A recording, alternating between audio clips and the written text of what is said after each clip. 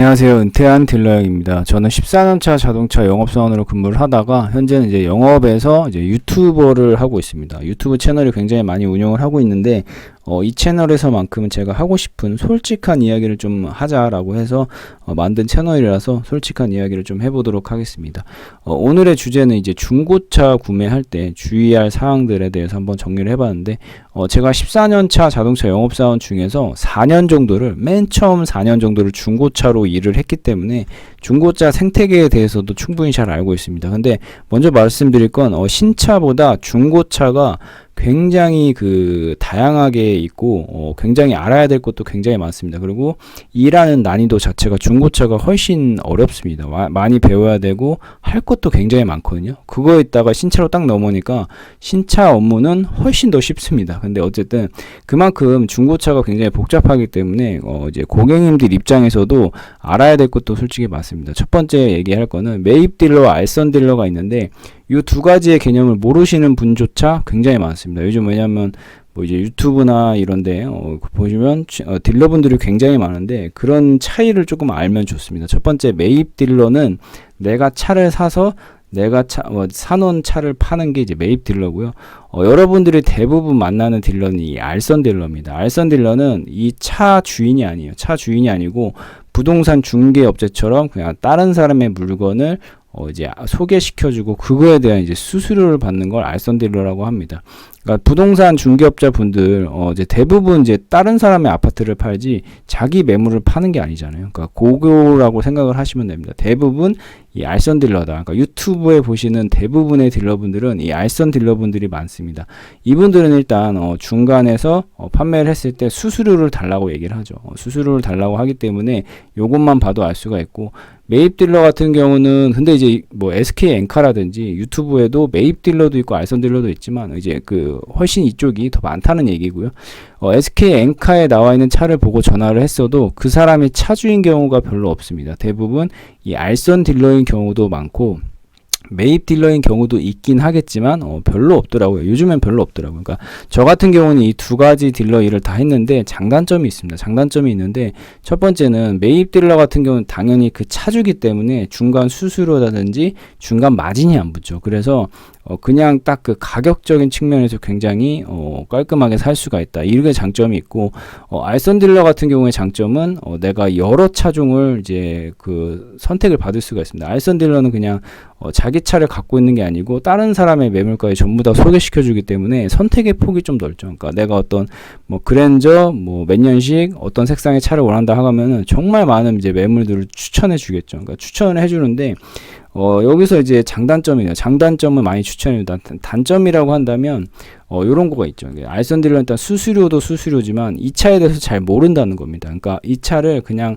알아보고 검수하고 뭐 한다고 하지만 사실상 그 검수라는 거 자체가 그냥 성능 점검에 대한 이런 것만 보고 하는 경우가 많고 차를 안 보고 알선을 하는 경우가 굉장히 많습니다. 왜냐하면 이게 일을 해보면 일을 해보신 분들은 알지만 자기 매장에 있는 매물만 보는 게 아니거든요. 전국에 있는 매장을 보는데 대부분 다 경기권에 있는 매장 이제 매물만 보죠. 왜냐하면 경기권 밖에 있는 것까지 알선하기가 사실 힘듭니다. 만약에 판매를 하거나 이럴 때 그쪽으로 어쨌든 가서 출고를 해야 되는데 경기권 밖에는 거기 가기도 힘들고 매물도 별로 없어요. 그래서 대부분 경기권 안에서 해결을 하는데 그 경기권 안에 매장도 엄청나게 많죠. 그래서 이 알선 딜러분이 그 차를 직접 보고 검수하고 뭐하고 한다고는 하지만 실질적으로는 성능 점검표만 보고 그리고 이제 매입 딜러죠. 차주라고 하는데 차주한테 그 차에 대한 정보를만 듣고 이제 소개시켜주는 게 사실 대부분입니다. 이게 90%는 다 그래요. 그렇기 때문에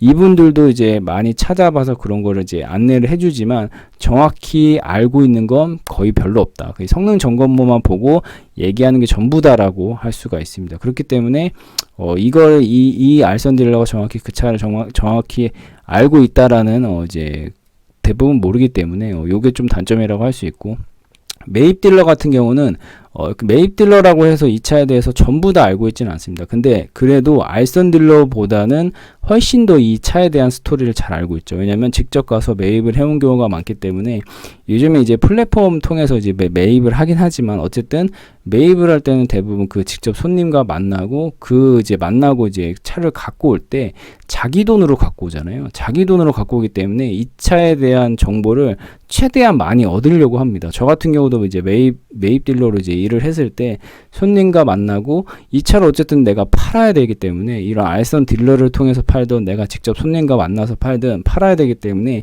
이 차에 대한 정보를 최대한 많이 얻으려고 합니다. 그리고 내 돈이 들어가서 이 차를 갖고 오는 거기 때문에 최대한 뭐 이제 어떤 문제가 있을지 이런 것도 딱 감안을 해야 되고 하기 때문에 최대한 자세히 보고 갖고 와서 아무래도 이 차주와 직접 이제 그 거래를 한다면 이런 차의 스토리라든지 이런 걸 조금 더 잘 들을 수가 있습니다. 그러니까 이 차에 대한 정확한 정보를 좀 더 잘 얻을 수 있다. 뭐 이런 게 장점이라고 할 수 있죠.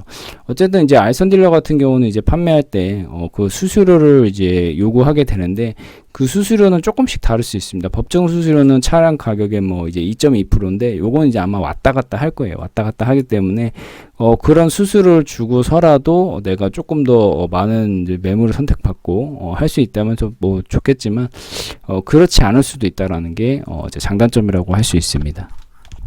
그리고 두 번째는 이 알선 딜러랑 이제 구매를 했을 때 과연 이 알선 딜러한테 물론 이제 고생했으니까 여러 차를 이제 검색해 봐주고 이거에 대한 이제 출고를 도와주기 때문에 고생을 했으니까 고생한 수고비인데 그거 외에는 사실상 조금 더 이제 받기는 어렵습니다. 왜냐하면 이분들도 어차피 고객한테 받은 그 뭐 몇십만 원의 그 수수료를 받고 일한 건데 차량이 뭐 하자가 터지거나 문제가 생겼을 때 그 수수료로 수리를 해주는 게 절대 아닙니다. 그냥 그 성능 점검에 대한 AS만 해줘요. 그건 어차피 차주가 하는 것도 아니고 뭐 알선 딜러가 하는 것도 아니고 성능 점검 그 업체에서 하는 거기 때문에 어차피 딜러 돈은 아니죠. 근데 그 성능 점검은 이 알선 딜러가 뭐를 뭐 얘기를 더 잘한다고 받을 수 있는 게 아닙니다. 어쨌든 정해져 있는 거기 때문에 알선 딜러를 꼈든 안 꼈든 상관없이 다 받을 수 있는 겁니다. 그렇기 때문에 굳이 내가 요런 뭐 사후 서비스라고 해야 되나 이런 걸 좀 받을 수 있을까라는 고민 좀 해봐야 됩니다. 중고차 이제 거래 특성상 사후 서비스라는 게 사실 뭐 별로 없습니다. 별로 거의 없다고 보시면 되고 왜냐면 저도 이제 중고차 딜러로 일을 해봤지만 성능 점검에서 해주는 AS 말고는 사실상 딜러 그냥 사비로 해주는 건데 딜러 사비가 뭐 얼마나 된다고 그걸 해주겠습니까? 뭐 이게 남는 게 알선 딜러라고 해봐야 남는 게 거의 없기 때문에 중간에 이제 마진을 많이 붙였으면 모를까 요즘에 많이 중간에 마진을 많이 붙이게 되면 그것도 다 걸리기 때문에 그런 것도 안 되고 사실 그 수수료 조금 받는다고 요런 이제 추가적인 어떤 서비스를 받기는 사실상 어렵습니다. 그래서 그냥 SK 엔카에서 그냥 구매를 하던 뭐 이제 직판 이제 지역 영업소에서 구매하던 알선 딜러를 통해서 구매를 하던 알선 딜러한테 수수료 줄 만큼의 더 많은 서비스를 받기란 사실상 어렵다. 그래서 굳이 이거를 내가 알선 딜러를 통해서 구매해야 되나라는 건 조금 고민을 해봐야 됩니다.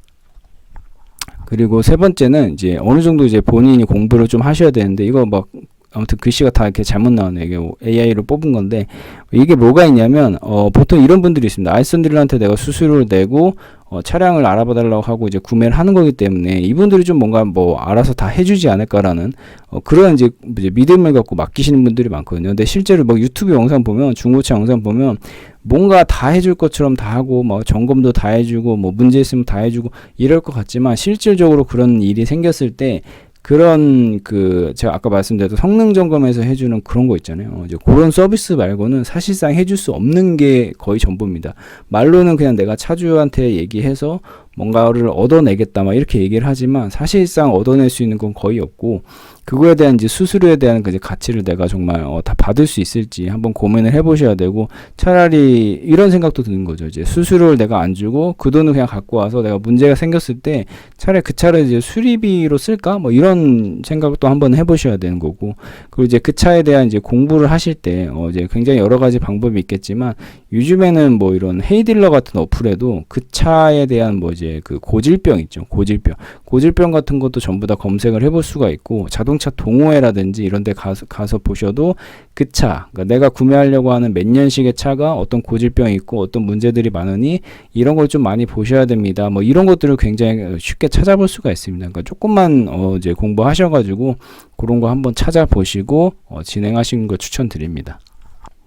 마지막으로 네 번째는 이 가짜 딜러들이 많다는 건데, 이제 유튜브 같은 데 보면 요즘은 신차도 똑같습니다. 신차도 그렇고 중고차도 그렇고 유튜브에서 이렇게 얼굴 공개하고 딜러인 것처럼 이렇게 나오는 분들 있잖아요. 그분들이 전부 다 딜러는 아닙니다. 이게 되게 웃긴 건데, 딜러인 척하는 이제 연기자분들이 되게 많아요. 그러니까 광고업체라든지 어떤 유튜브를 대행해서 이렇게 운영해 주는 데도 요즘 많기 때문에 그렇게 얼굴 공개하고 나온다고 해도 그분들이 직접 딜러들이 아닌 경우도 있고, 딜러인데 그분들이 직접 안 하는 경우가 굉장히 많습니다.